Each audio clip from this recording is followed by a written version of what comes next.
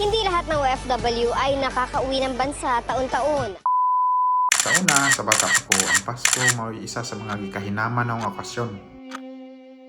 Na ay mga bituon, Christmas tree, regalo, magkatapok ang mga pamilya. Pero karon, kaingon ko nga, layo ra jud kumpara sa una.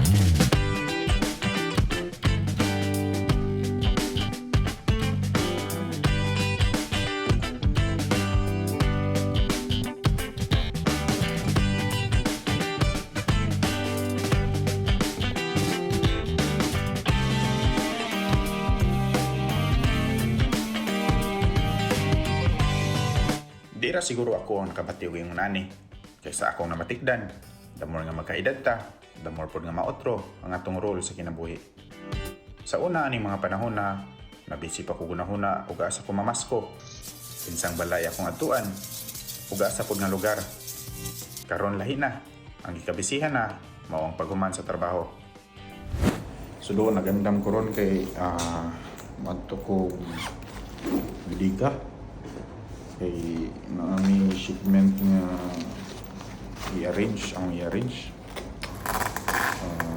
urgent ni nga shipment, so murag mo nang kinahanglan paspasan yung mga tawhana pod kay di man musugo og di urgent.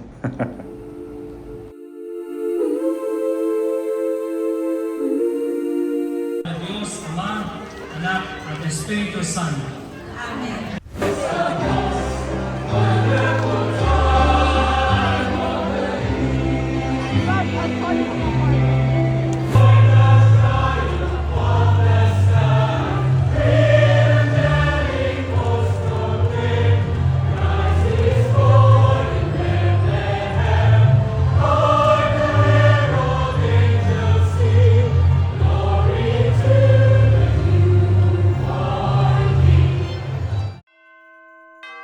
Ang simbang gabi isa sa mga nagpabiling tradisyon para natong mga Pilipinong Katoliko isip pagpangandam sa Pasko.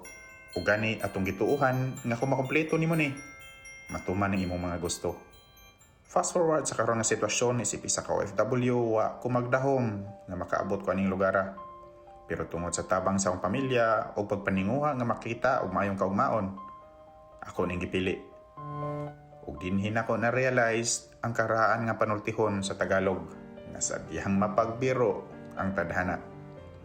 Kay kung sa una, ang Pasko puro kalipay o pagdawat og mga regalo, karon bahin na kini og pagpanghatag o pagsakripisyo.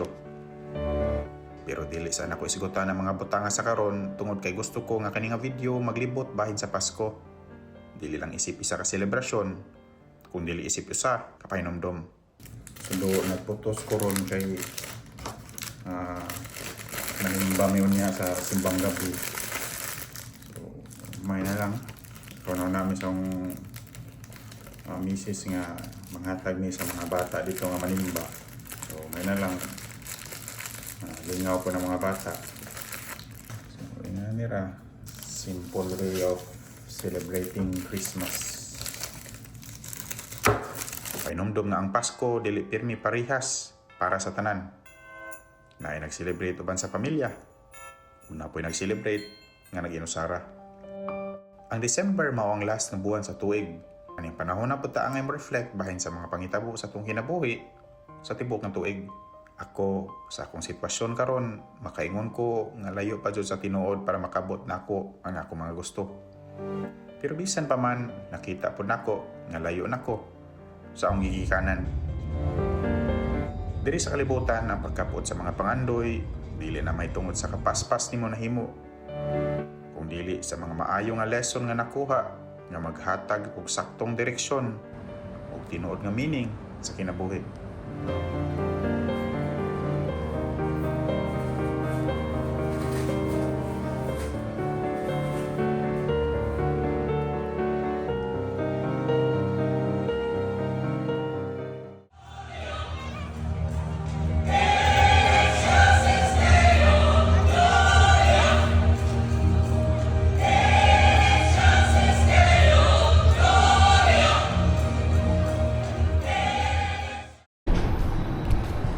Mic check.